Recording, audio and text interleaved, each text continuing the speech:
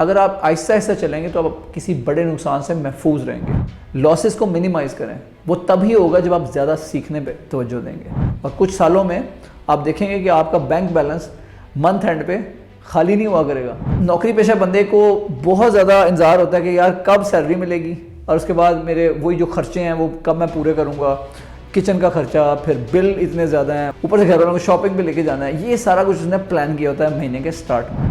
अमीर आदमी वो नहीं होता जिसकी सैलरी कोई 10 लाख या 20 लाख हो या करोड़ रुपया उसकी मंथली सैलरी हो।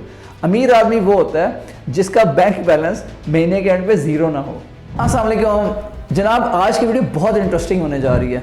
मैं काफ़ी दिनों से आपसे बातें करी जा रहा हूँ, लेकिन अब मैंने देखा है कि आप लोग मुझे रिस्पॉन्ड करना शुरू हो गए हैं, आपकी तरफ से कमेंट्स आना शुरू हो गए हैं, तो मैं बहुत बहुत शुक्रिया अदा करता हूँ आपका सबसे पहले। लेकिन इसके साथ साथ आज की वीडियो में हम आपके कमेंट्स को एड्रेस करेंगे, आपसे बात करेंगे, so it will be a two way communication.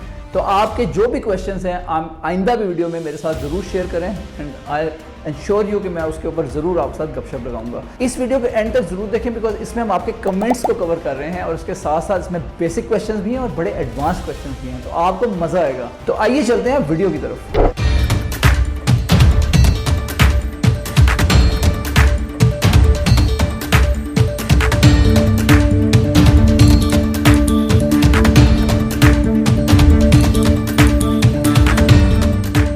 सबसे पहले तो मैं जिन लोगों ने रिसेंटली इस चैनल को ज्वाइन किया उनका शुक्रिया अदा करना चाहता हूं और साथ में आपको याद दहानी कराता चलूंगा, ये जो हमारा चैनल है इसके ऊपर हम आपके साथ शेयर करते हैं प्रैक्टिकल आइडियाज़ इन्वेस्टमेंट्स के ऊपर और एंटरप्रेन्योरशिप के ऊपर, जिसके थ्रू आप अपनी माशी आज़ादी हासिल कर सकते हैं। इसके साथ साथ मैं आपका बहुत बहुत शुक्रिया अदा करता हूं कि आप हमारे साथ कमेंट्स में अपनी राय से हमें आगाह कर रहे हैं और इसके साथ साथ अपने सवालात हमारे साथ शेयर कर रहे हैं। इनमें से कुछ क्वेश्चंस को हम आज डिस्कस करेंगे और मैं आपको उसके बारे में कुछ इन्फॉर्मेशन से आगाह करूंगा। मज़े की बात है कि कुछ क्वेश्चंस बेसिक हैं जबकि कुछ क्वेश्चंस काफ़ी एडवांस्ड हैं। सो हम इनमें से कुछ क्वेश्चंस पिक करके इनके ऊपर बात करेंगे। सबसे पहला क्वेश्चन तो ये आया है कि ये जो सारी स्टॉक इन्वेस्टमेंट है या कोई भी इन्वेस्टमेंट है ये करनी क्यों चाहिए, इसकी क्या ज़रूरत है। अगर आपके बैंक अकाउंट में पैसे पड़े रहते हैं या आपके बैंक अकाउंट में पैसे हैं ही नहीं, तो अब आपके पास पैसे ही नहीं है तो आप कैसे इन्वेस्टमेंट करेंगे। या बिल फर्ज आपके पास कुछ इनकम है और उसके थ्रू आपने कुछ सेविंग्स की हुई हैं, तो बैंक में पड़े रहने में क्या हर्ज है। और सेविंग पड़ी रहेगी तो आपको पता है कि आपको पैसा आपकी नज़रों के सामने रहेगा। आप डेली मोबाइल ऐप जो बैंक की है उसमें लॉगिन करके उसके बाद देख सकते हैं यार मेरे पैसे पड़े नज़र आ रहे हैं। इसमें जो इम्पॉर्टेंट पॉइंट ज़रूरी बात है समझने की वो ये है कि इन्फ्लेशन की वजह से जो महंगाई दिन ब दिन बढ़ रही है, आपके पैसे की कदर कम होती जा रही है। अगर आप फ़र्ज़ करें आपने आज से 2 साल पहले लाख रुपया बैंक में रखवाया, अगर अभी भी वो लाख रुपया वहीं बैंक में अकाउंट में पड़ा हुआ है, तो उस ज़माने में 2 साल पहले जो उससे आप चीज़ें खरीद सकते थे वो आप 1 लाख रुपए की चीज़ें खरीद सकते थे। लेकिन आज 2 साल गुजरने के बाद जबकि चीज़ों की प्राइसेस बहुत बढ़ चुकी हैं, उसके बाद आप सिर्फ 60,000 रुपए की चीज़ें खरीद सकते हैं। तो ये फ़र्क है, अगर आपका पैसा बैंक में पड़ा हुआ है तो अपनी वो वैल्यू लूज करी जा रहा है दिन ब दिन। सिर्फ आपको सेव नहीं करना, सिर्फ बचत नहीं करनी, बल्कि आपको उसे इन्वेस्ट करना है। आपको कुछ ऐसा करना है जिसकी वजह से आप सोते में भी पैसे बना सकें। तो ये आपके लिए बहुत ज़रूरी है। अब अगला क्वेश्चन एक है कि यार एक साथी ने और एक क्वेश्चन पूछा है कि अगर मेरे पास पैसे ही ना हो तो फिर मैं क्या करूं। तो ये सारी बात आती है प्रायोरिटीज़ की, आपकी तरजीहात क्या हैं। पैसे हर एक के पास होते हैं क्योंकि आपको खाना भी पड़ता है। अगर आप बिल्कुल ही बेसिक लेवल पे हैं जहाँ पे अभी आप कुछ कमा ही नहीं पा रहे, तो आपको सबसे पहले तो कुछ कमाना शुरू करना है। जब आप कमाना स्टार्ट कर दें, फर्ज करें आपने 20 या 30 हज़ार रुपए कमाना शुरू कर दिए, अब आपका माइंडसेट ऐसा होना चाहिए कि आपको कुछ ना कुछ इसमें से बचाना चाहिए और इसको साइड पे करना चाहिए। बेस्ट तरीका इसका यह है कि बिफोर आपके अकाउंट में जैसे ही आपकी तनख्वाह आती है, इनकम आती है, फॉर एग्जाम्पल 20,000 रुपए, तो आप इसमें से 1,000 रुपया फौरी तौर पे निकाल के साइड पे कर दें और उसको इन्वेस्ट करें। बाकी अखराजात जो महीने के हैं वो उसके बाद करें। पहले आप इन्वेस्ट करें और फिर उसके बाद स्पेंड करें। ये वो अप्रोच है जिसकी वजह से आप अपना इन्वेस्टमेंट का सफ़र शुरू करने में कामयाब हो जाएंगे। इसके साथ साथ हमें एक और सवाल ये भी आया है कि क्या ये सब कुछ जो है स्टॉक्स वगैरह हैं, जो इन्वेस्टमेंट्स हैं, क्या ये इस्लामिक है। तो ये बड़ा अच्छा सवाल है। इस्लामिक बहुत सारे ऐसे बैंक्स हैं जो हमारे इस्लामिक शरिया कंप्लाइंट हैं। फॉर एग्जांपल मिज़ान बैंक ऐसा है या फैसल बैंक है, ये इस्लामिक बैंकिंग सर्विसेज ऑफ़र करते हैं। यूजुअली इनके बोर्ड्स पे कोई मुफ्ती साहब होते हैं जो इंश्योर करते हैं कि जो इनकी बैंकिंग ट्रांजैक्शंस हैं और जो भी इनके सारे डीलिंग्स हैं वो सारी शरिया के मुताबिक हों, जिसकी वजह से इनके रेगुलर ऑडिट्स भी होते हैं और ना सिर्फ इनके एक मुफ्ती साहब होते हैं बल्कि पूरा शरिया बोर्ड होता है जो उस बैंक की जो सारी एक्टिविटीज़ हैं उनके ऊपर चेक रखता है कि वो कंप्लायंस हैं, क्या वो इस्लामिक जो सारा बैंकिंग के असूलों से कंप्लायंट है भी या नहीं। तो ये चीज़ें इंश्योर की जाती हैं और इसकी वजह से आपको पता चलता है कि कुछ कंपनीज ऐसी होती हैं जहाँ पे अगर आप इन्वेस्ट करेंगे तो वो आप इस्लामी तरीके से इन्वेस्ट कर रहे होंगे, क्योंकि उनका जो सारा बिजनेस है वो इस्लामिक तर्ज पे चलता है। जैसे मैंने आपको एग्जांपल दी इस्लामिक बैंकिंग की, मिज़ान बैंक की या फैसल बैंक की। ये बड़ा अच्छा सवाल है, आपको लाजमी तौर पर जायज़ा लेना चाहिए कि क्या जो ये सारी एक्टिविटीज़ हैं वो इस्लामिक हैं या नहीं। अगर आप सिर्फ इस्लामिक में करना चाहते हैं तो आपको सिर्फ इस्लामिक ऑप्शंस भी मिल जाएंगी इन्वेस्टमेंट की। इसके साथ साथ अगर हम आगे चलते हैं तो एक और बड़ा इंटरेस्टिंग क्वेश्चन ये आया है। मैंने लास्ट वीडियो में बताया था कि साइड हसल करनी चाहिए। तो साइड हसल पे क्वेश्चन बड़ा सिंपल है कि साइड हसल होती क्या है और क्या क्या तरीके हैं जिससे साइड हसल की जा सकती है। तो सबसे पहले तो ये समझ लें कि साइड हसल होती क्या है। हसल एक ऐसी चीज़ को कहते हैं कुछ जद्दोजहद करना, कुछ एक्स्ट्रा अपनी एफर्ट लगानी है। अक्सर जो नौकरी पेशा अफराद होते हैं वो यूजली अपने दिन का जो ज़्यादा टाइम है वो अपनी जॉब में गुजारते हैं और उसी वजह से जब वो शाम को घर लौटते हैं तो वो थक चुके होते हैं कम्प्लीटली तौर पे। या अगर आपका काम रात का है तो आप सुबह के टाइम पे आपका दिल करता है बस मैं सो जाऊँ।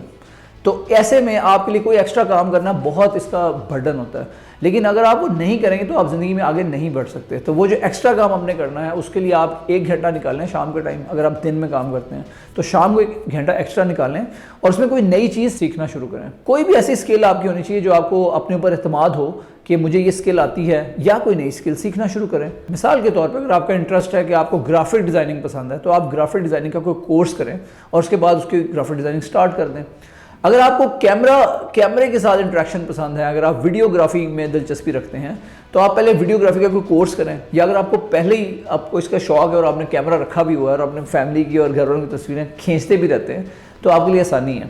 आपको करना ये है कि अपनी स्किल को पॉलिश करने के लिए आप डिफरेंट जो आपके इर्द गिर्द लोग हैं उनको अपनी सर्विसेज फ्री में ऑफर करना शुरू कर दें। फ्री में ऑफर करने का ये फ़ायदा होगा कि आपको एक्सपोजर मिलना शुरू हो जाएगा और लोग चूँकि एक्सपोजर आपके साथ एक तरह ट्रेड ऑफ कर रहे हैं, वो आपको एक्सपोजर दे रहे हैं, आपको अपॉर्चुनिटी दे रहे हैं ताकि आप अपना तजर्बा बढ़ाएं, तो वो लाजमी नहीं कि वो आपको पैसे भी दें स्टार्ट में। तो इसमें कोई ख़राबी नहीं है। शुरू में आप अपना नॉलेज बढ़ाते हैं, एक्सपोजर लेते हैं और उसके बाद आहिस्ता आहिस्ता आप उसके ऊपर चार्जिंग स्टार्ट कर देते हैं। जब उसके ऊपर आपकी इनकम स्टार्ट हो जाएगी तो that is your side hustle. ये वो चीज़ है जिसने अब आपको इनकम जनरेट करना शुरू कर दी। कुछ लोग फिर आगे जाके इतनी इनकम जनरेट कर पाते हैं कि वो अपना जो डे जॉब होती है उसको मुकम्मल तौर पे खैरबाद कह देते हैं और अपना सारा फोकस अपने इस बिज़नेस को ग्रो करने में लगा देते हैं। ये जो साइड हसल से उन्होंने काम शुरू किया था, साइड पे करके उन्होंने जो एक इनकम जनरेट करनी शुरू की थी, इसी के ऊपर अब उनकी सारी तवज्जो लगती है, सारा फोकस लगता है। इसकी वजह से वो इस चीज़ में बहुत आगे चले जाते हैं, इतना कुछ कमाना शुरू कर देते हैं। उनकी जो दिन की कमाई है अपनी जॉब से उससे भी ये इनकम सरपास कर जाती है, जिसकी वजह से उनको उस नौकरी की ज़रूरत ही नहीं रहती। तो ये है जनाब साइड हसल। अब बात करते हैं साइड हसल कौन सी करनी चाहिए। तो बेतहाशा ये सारा आपके इंटरेस्ट पे डिपेंड करता है कि आपको किस चीज़ में दिलचस्पी है। जब भी अपना काम करने की सोचनी है ना तो वो ऐसा काम होना चाहिए जिसके अंदर आपको इंटरेस्ट हो। ऐसा काम करना चाहिए जिसमें आपको काम करते कोई थकावट भी ना होती हो। तो वो चीज़ें बेस्ट हैं साइड हसल के एतबार से। आगे चलते हैं। एक दोस्त ने बड़ा अच्छा सवाल ये पूछा है कि स्टॉक में इन्वेस्टमेंट करना तो बड़ा ट्रिकी काम है, क्योंकि स्टॉक इन्वेस्टमेंट तो हमेशा एक बड़ा आपको एक्टिव रहना पड़ता है, देखना पड़ता है कौन सा स्टॉक ऊपर जा रहा है, कौन सा स्टॉक नीचे जा रहा है, काफ़ी ज़्यादा सीखना पड़ता है। जबकि इतना टाइम तो किसी के पास होता नहीं है या उनके पास इतना टाइम है नहीं। तो अक्सर लोगों का यही मसला होता है कि उनके पास टाइम नहीं होता कि दिन रात वो उसकी मूवमेंट दे सकें, स्टॉक ऊपर जा रहा है या नीचे जा रहा है। तो क्या मैं म्यूचुअल फंड्स में इन्वेस्ट ना कर लूँ? सबसे पहले तो मैं थोड़ा सा म्यूचुअल फंड्स को एक्सप्लेन करता हूँ कि म्यूचुअल फंड होते क्या हैं। म्यूचुअल फंड्स 3 टाइप्स के होते हैं। म्यूचुअल का जैसे आपको मतलब है कि कंबाइन करके इन्वेस्टर्स अपना पैसा कंबाइन करके किसी फंड मैनेजर को देते हैं और फिर फंड मैनेजर उनके बिहाफ पे जो कि एक्सपर्ट होता है वो डिफरेंट कंपनीज में उसको इन्वेस्ट करता है। इनकी 3 टाइप्स होती हैं। Number 1 money market. Money market में जो आपने पैसा दिया है किसी भी बैंक को या किसी इदारे को अपने आपके बिहाफ पे इन्वेस्ट करने के, वो बेसिकली आपने उसको सिर्फ पैसा डिपॉजिट करा दिया है। तो जो मनी मार्केट होती है उसमें जो मनी मार्केट फंड ऑपरेट कर रहा होता है उसने काफ़ी लोगों को पैसा लेके इन्वेस्टर्स का, तो उसने एक बैंक से डील की होती है कि यार इसको डिपॉजिट कर लो सिर्फ। उसमें कोई लॉस नहीं है, कोई रकम जाने का आपको कोई अंदेशा नहीं है और कुछ अरसे के बाद आप उसको वापस ले सकते हैं कुछ प्रॉफिट के ऊपर। इसका प्रॉफिट कम होता है, क्योंकि इसमें रिस्क कम होता है तो उसका प्रॉफिट भी बड़ा कम होता है। दूसरी चीज़ आती है इनकम फंड्स। इनकम फंड्स में आप किसी कंपनी को लोन देते हैं और आपकी रकम ऐसे ही आपने किसी कंपनी को लोन दी है और उसके बाद कुछ अर्से बाद प्रॉफिट के साथ वो आपको रकम वापस कर देगी। तो इसमें भी मीडियम रिस्क होता है, इसमें फुल टाइम रिस्क नहीं होता। तीसरी टाइप इक्विटी की है या स्टॉक्स की है।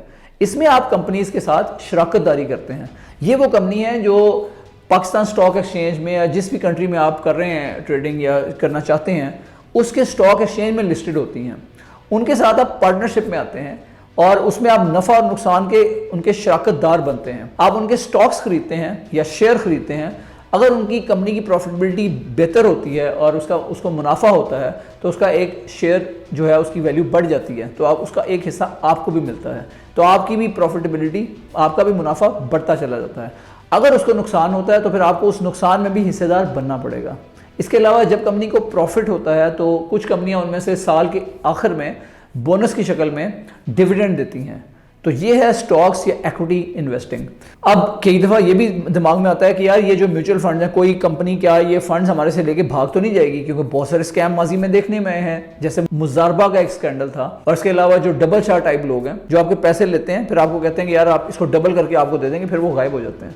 तो इस तरह के बहुत सारे स्कैम्स और नौसरबाज आते रहते हैं। क्या म्यूचुअल फंड्स कोई ऐसी चीज़ तो नहीं है, लेकिन म्यूचुअल फंड्स के केस में आपको पता होना चाहिए कि लेकिन म्यूचुअल फंड्स ऐसी चीज़ नहीं है, बिकॉज म्यूचुअल फंड्स को रेगुलेट किया जाता है। जो security and exchange commission of Pakistan है वो इसको ओवरऑल रेगुलेट करता है। इसके अलावा इसकी जो डे टू डे ऑपरेशन है उसको एक ट्रस्टी देखता है और वो ट्रस्टी एक थर्ड पार्टी होती है जो नज़र रखता है जो फंड मैनेजर है उसके ऊपर कि ये इसके जो डे टू डे अफेयर्स हैं, क्या ये जो एग्रीमेंट बना था जब ये फ़ंड लिया गया था लोगों से इन्वेस्टमेंट के लिए, तो उस इन्वेस्टमेंट डीड जो बना था क्या उसके जो रूल्स एंड रेगुलेशन के मुताबिक इन्वेस्टमेंट हो रही है और उसको उस तरीके से मैनेज किया जा रहा है। तो ये सारी चीज़ें जो ट्रस्टी है वो इंश्योर करता है डे टू डे बेसिस पे, और जो SCCP है वो ओवरऑल इसको रेगुलेट करता है। अब एक क्वेश्चन ये भी आता है कि क्या इनमें से कोई इस्लामिक भी होती हैं ऑप्शन जो इन म्यूचुअल फंड्स में है? तो बिल्कुल इसमें हलाल इन्वेस्टिंग की भी ऑप्शंस होती हैं। वो रेगुलर बेसिस पे जो एक्टिविटीज़ हो रही होती हैं उस पर चेक रखते हैं कि क्या ये इस्लामिक सारे शरिया के उसूलों के मुताबिक हो रही हैं या नहीं हो रही। और इसके अलावा एक एनुअल ऑडिट भी होता है, इसकी फिर वो शरिया की एक रिपोर्ट बनाई जाती है आखिर में हर साल, जिसमें देखा जाता है कि सारी जो एक्टिविटीज़ हैं वो शरिया की कंप्लायंस में की जा रही हैं या नहीं। तो ये है म्यूचुअल फंड्स, और म्यूचुअल फंड्स में आप इन्वेस्ट कर सकते हैं। इसमें रिस्क कम होता है, लेकिन जैसे मैंने बताया कि मनी मार्केट में रिस्क बिल्कुल कम होता है। फिर नंबर 2 में मीडियम रिस्क जो आता है वो इनकम फंड्स में होता है, और इक्विटी में स्टॉक्स में सबसे ज़्यादा रिस्क होता है। लेकिन आपको जानना ही पड़ेगा जहाँ रिस्क ज़्यादा होगा वहीं पे गेन ज़्यादा होगा। अब आपको क्वेश्चन ये हो सकता है कि हम स्टार्ट कहाँ से लें, तो मैं आपको रिकमेंड ये करूँगा कि आप स्टार्ट ऐसी जगह से लें जहाँ से आपका रिस्क कम से कम हो। मैंने आपको पहले भी बताया कि आपको सीखने पे फोकस करना है, तो पहले सीखें और उसके बाद इन्वेस्टमेंट में आएँ। और सबसे पहले मनी मार्केट से स्टार्ट करें जिसमें रिस्क सबसे कम है। फिर आप इनकम फंड्स के पास आएँ, फिर आप इनकम फंड्स में इन्वेस्ट करें, और इसके साथ साथ फिर आप आहिस्ता आहिस्ता स्टॉक्स या इक्विटी में इन्वेस्ट करना स्टार्ट कर सकते हैं। इस पर मैंने कई वीडियोज़ बनाई हैं। एक हिलाल इन्वेस्ट ऐप है जो आपको एक ही प्लेटफॉर्म पे बहुत सारी ऑप्शन इन्वेस्टमेंट की म्यूचुअल फंड्स में दे देती है। तो आप इसको यहाँ क्लिक करके मेरी इस वीडियो को देख सकते हैं। अच्छा, एक ज़रूरी बात यह भी है कि इस वक्त जो स्टॉक मार्केट है वो काफ़ी अच्छा परफॉर्म कर रही है और हर बंदा इसमें कूदना चाहता है। मैं बार बार वीडियोस में यही बात कर रहा हूँ, लेकिन आपको ज़्यादा फोकस करना चाहिए सीखने के ऊपर। कई दोस्त ऐसे हैं जो आपको आके फिर कहते हैं कि यार हमें आपने बताया कि उन्हें कि स्टॉक मार्केट इतना अच्छा परफॉर्म कर रही है। उनका ख्याल है कि शायद हमें कोई मस्जिद की किसी छत पर जाके या लाउड स्पीकर पर ऐलान करना चाहिए था कि यार ये जो स्टॉक है ये खरीद लो, ये ऊपर जाने वाला है। आपका जो बाइंग का बेस्ट टाइम होता है ना, वो तब होता है जब मार्केट डाउन होती है। वो टाइम बेस्ट नहीं होता जब मार्केट बिल्कुल आसमान पे छू रही हो, आसमान की बुलंदियों को छू रही हो और आप उसके अंदर जंप लगाना चाहें। तो एक दोस्त को मैंने 2-3 साल पहले इस चीज़ का मशवरा दिया था कि आप ज़रा स्टॉक्स में इन्वेस्टमेंट एक्सप्लोर कर लें, लेकिन उन्होंने नहीं किया और उन्होंने इवन उसका अकाउंट तक नहीं खोलने की जहमत की। लेकिन अब वो मेरे पास आया और थोड़ा सा बरहमी का इजहार किया कि तुमने मुझे क्यों नहीं बताया कि स्टॉक मार्केट ऊपर जाने वाली है, और पहले क्यों नहीं बताया। तो ये अक्सर हमारे दोस्त यार ऐसी बातें करते हैं कि जी पहले क्यों नहीं बताया। तो लगता है हमें शायद लाउड स्पीकर पर जाके ऐलान करना चाहिए था कि यार ये स्टॉक ले लो, ये ऊपर जाने वाला है। तो असल चीज़ ये नहीं है कि आपने एक स्टॉक को पकड़ना है जो ऊपर जाने वाला है, ये बहुत गलत अप्रोच है। बल्कि आपने ओवरऑल सीखने पे तवज्जो देनी है, क्योंकि अगर आपने इसी अप्रोच के साथ उसके अंदर छलांग लगाई तो आपको पता होना चाहिए कि 90% से ज़्यादा जो डे ट्रेडर्स हैं वो अपना लॉस कर बैठते हैं। और स्पेशली जो बंदा नया एंट्री करता है उसको पता ही नहीं होता कि उसने करना क्या, तो उसको वो लाजमी तौर पर अपना नुकसान उठाता है। तो इसलिए बहुत ज़रूरी है कि आप पहले सीखें और उसके बाद आहिस्ता आहिस्ता स्टेप वाइज आगे बढ़ते हुए आप इसके ऊपर आएँ। तो मैंने आपको पहले भी बताया कि मेरे दोस्त हैं जिनको मैंने बताया था, तो उन्होंने अकाउंट बनाया BMA को और सीखने के अमल का आगाज़ कर दिया है। इसके साथ साथ मैं आपको भी ये मशवरा देता हूँ कि हमारे इस सफ़र का हिस्सा बने, और जो मैं वीडियो में आपको कॉन्सेप्ट बताता चला जा रहा हूँ उसके साथ साथ आप स्टेप लेते चले जाएं। तो आहिस्ता आहिस्ता हम आपको इस सफ़र पे लेके चलेंगे जिसमें आप आहिस्ता आहिस्ता आप कैलकुलेटेड रिस्क लेके हमारे साथ चलेंगे और फिर आप इन्वेस्टमेंट्स के थ्रू अपनी फाइनेंशियल फ्रीडम की तरफ बढ़ना शुरू करेंगे। एक दोस्त है जिन्होंने बैंक के अंदर पैसा डिपॉजिट करवाया हुआ था, जब इंटरेस्ट रेट अभी पिछले 2 सालों से काफ़ी ऊपर था, मोर देन 20%, तो उनका एक अच्छा खासा मुनाफा को आ जाता था। अब इस वक्त चूँकि इंटरेस्ट रेट नीचे आ चुके हैं तो वो ऑप्शंस ढूंढ रहे हैं कि हम कहाँ इन्वेस्ट करें, लेकिन उनको बहुत ज़रा सिंपलिस्टिक से हैं, सादा से हैं। अब वो चाहते हैं यार किसी आसान जगह पर इन्वेस्ट करते हैं, तो सबसे आसान को रियल इस्टेट लगती है, लेकिन रियल इस्टेट अभी मार्केट उठ रही है लेकिन अभी नीचे ही है। लेकिन मेरे ख्याल में आगे इस साल 2025 में रियल इस्टेट में पैसा आएगा और रियल इस्टेट अच्छा परफॉर्म करेगी, लेकिन उसमें भी मेरा ख्याल है जो प्लॉट्स हैं उनके अंदर इतनी जान नहीं आएगी। IMF की शराइत पे अमल करते हुए गवर्नमेंट ने कुछ रियल इस्टेट पे ऐसे टैक्सेस लगाए हैं जिसकी वजह से उसको डिस्करेज किया गया कि आप प्लॉट्स खरीदें, प्लॉट्स में इन्वेस्ट करें। लेकिन अगर आप ऐसी प्रॉपर्टी में इन्वेस्ट करते हैं जो कि बिल्टअप प्रॉपर्टी है, जैसे अपार्टमेंट्स हो सकते हैं, तो उसमें कुछ ना कुछ वैल्यू ऐड हो रही होती है, तो उसमें कुछ ना कुछ आपको अच्छा रिटर्न मिल सकता है। लेकिन इसके साथ साथ एक ऐसा बंदा जो बिल्कुल सादा हो, जैसे ये मेरे दोस्त हैं, और उसको रियल एस्टेट की तो समझ आती है लेकिन उसे स्टॉक्स ही समझ नहीं आती। स्टॉक्स उसके लिए बहुत कॉम्प्लिकेटेड है, कभी ऊपर जा रहे हैं कभी नीचे जा रहे हैं, कभी स्टॉक जो इंडेक्स KSE 100 है वो 1.18 पे चला गया 1,18,000 पे, कभी वो नीचे आ गया 1,08,000 पे आता है अगले दिन। तो ये उनको बातें समझ नहीं आती। तो इस केस में वो क्या करें, वो स्टॉक्स में कैसे एंट्री लें? तो उनको मैंने ये जो पहले सारा प्रोसेस बताया ना, आप इसी को फॉलो करें जो मैंने स्टार्ट में बताया था कि स्टार्ट करें मनी मार्केट से, फिर आप इनकम फंड्स की तरफ आएँ, फिर आप इक्विटी या स्टॉक्स में आएँ, और स्टॉक्स में भी आप एक पोर्टफोलियो बनाएं। कुछ ऐसे स्टॉक्स उठाएं जो डिविडेंड देंगे, लॉन्ग टर्म होंगे। अगर आपका 30-40% of your portfolio should be of दो स्टॉक्स जो डिविडेंड फोकस्ड हों।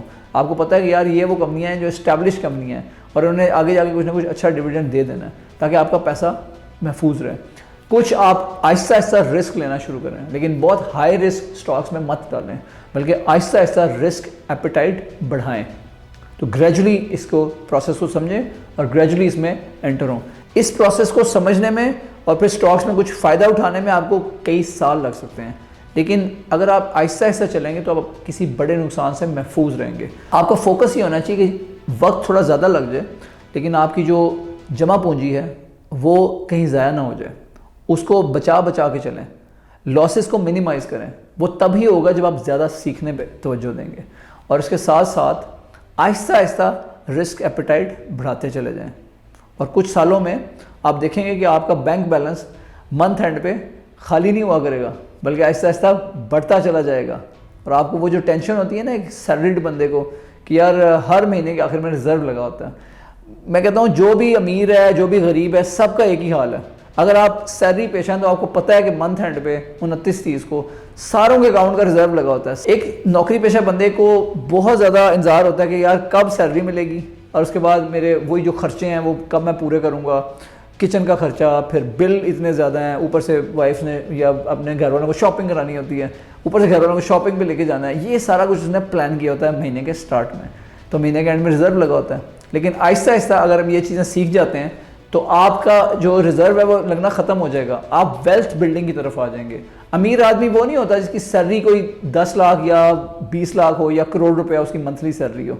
अमीर आदमी वो होता है जिसका बैंक बैलेंस महीने के एंड पे ज़ीरो ना हो, और वो होगा साइड हसल्स के साथ। वो होगा जब आप इस तरह इन्वेस्टमेंट्स का जर्नी स्टार्ट करेंगे, जब आप इन्वेस्टमेंट्स का सफ़र शुरू करेंगे और इसकी तरफ बढ़ेंगे, जब आपको चीज़ों की समझ आनी शुरू होगी। इस प्रोसेस में कई साल लग सकते हैं, लेकिन ये सब्र का फल मीठा होता है। तो जल्दबाजी नहीं करनी, जज्बाती नहीं होना, इमोशनल नहीं होना। स्टॉक मार्केट के अप एंड डाउन का आपके दिल पर असर नहीं होना चाहिए। तो ज़रा ध्यान से चलें, समझ बूझ के चलें, इंशाल्लाह आपका अल्लाह ताला हामी नासिर होगा। तो आई होप आज की वीडियो आपको पसंद आई होगी। अगर आपको ये पसंद आई है तो आपको पता है आपको क्या करना है। जी, आपको इसे लाइक करना है और इसके साथ साथ अगर आपने चैनल को अभी तक सब्सक्राइब नहीं किया तो प्लीज़ यार इसको सब्सक्राइब कर लें, क्योंकि ये हमें मोटिवेशन देता है आपके लिए और भी अच्छा कंटेंट बनाने की और अच्छी रिसर्च करके आपके पास अच्छा कंटेंट लेके आने की। तो बहुत बहुत शुक्रिया आज हमें ज्वाइन करने का। Thank you very much.